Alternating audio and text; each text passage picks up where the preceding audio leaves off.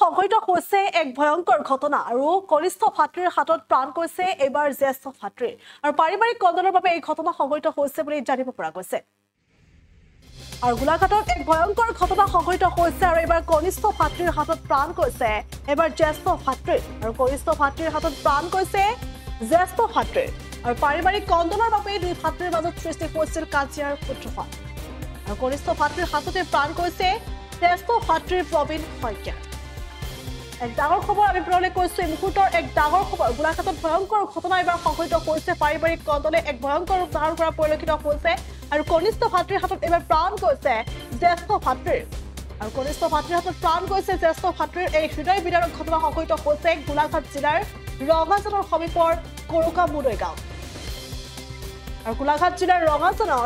ৰঙাজানৰ সমীপৰ কৰকামুদৈ গাঁৱত এই হৃদয় বিদাৰক ঘটনা সংঘটিত হৈছে বুলি জানিব পৰা গৈছে আৰু পাৰিবাৰিক কন্দলে এই ভয়ংকৰ ৰূপ ধাৰণ কৰিছে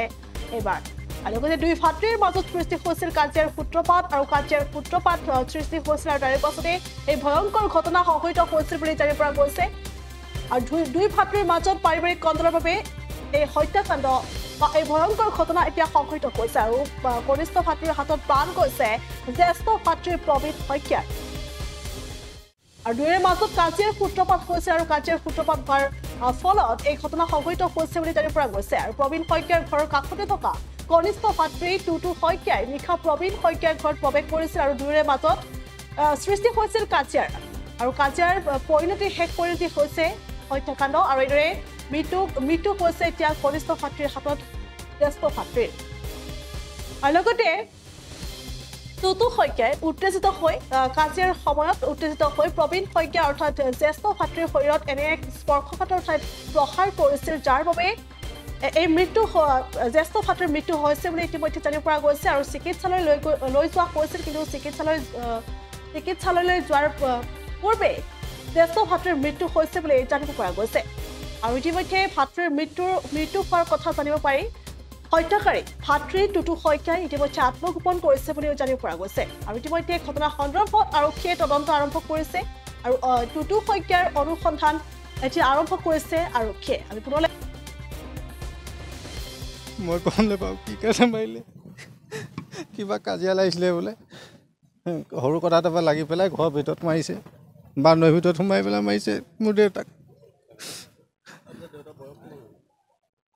59 হ'ব মোৰ খুৰাই হয় এই দেউতাৰ ভায়েক নিজৰ নহয় যেনিবা বৰ্তাকৰ কাজিয়াটো মই নাজানিম মই নাছিলোঁ ঘৰত মই অকল সেই মাৰি থকাহে দেখিছোঁ আহি পেলাই তাৰপিছত ভৰিয়ে মাৰিছে হাতেৰে মাৰিছে আৰু এনেকৈ পেলাই লৈছে নাই আগতে একো সংঘাত নাই এনেই মাতবোল নাছিলে যেনিবা খালি সংঘাত একো নাই কিন্তু আজি যোৱা ৰাতিহে কি লাগিলে মই গম নাপাম কিন্তু আহি পাওঁতে মই বাউণ্ডৰীৰ ভিতৰত মাৰি আছে মই উলিয়াই আনিছোঁ গটা মাৰি পেলাই উলিয়াই আনিছোঁ মোৰ বাউণ্ডৰীৰ ভিতৰত মোৰ দেউতাক আপুনি মাৰিবলৈ ক'ৰ পৰা দেখা পালে তা আৰু মাৰিম বুলি কৈছে লগত দুজন আছিলে এই এজন সুব্ৰত শইকীয়া এজনৰ নাম পাহৰিছোঁ তাৰপিছত সিহঁতি সেই এৰুৱাবলৈ আহিছিলে নে মাৰি মই কিন্তু ধৰি টকাহে দেখিছোঁ সিহঁতি এৰুৱাই দিয়া হ'লে কিন্তু বাচি যায় আৰু এটা মাকো আছিলে মাক দুইজনী মানে মাক আছিলে ইয়াত সিহঁতিও যদি এৰুৱাই দিয়া হ'লে আজি মোৰ দেউতা জিন্দা থাকিলেহেঁতেন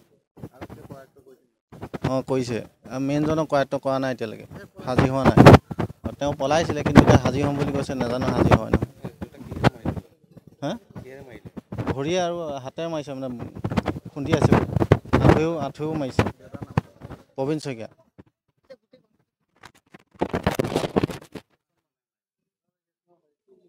এইটো এতিয়া মই কি ক'ম এইটো একো বেলেগ একো নাই কিন্তু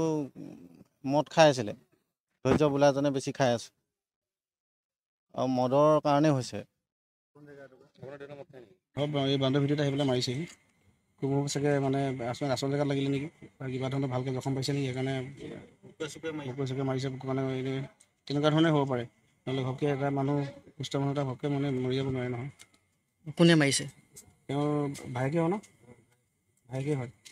মানে সম্পৰ্কীয় ভাইকে হয় লগতে থাকে নে বেলেগ থাকে বেছি দূৰত নাই আশে পাশে আৰু আজি কি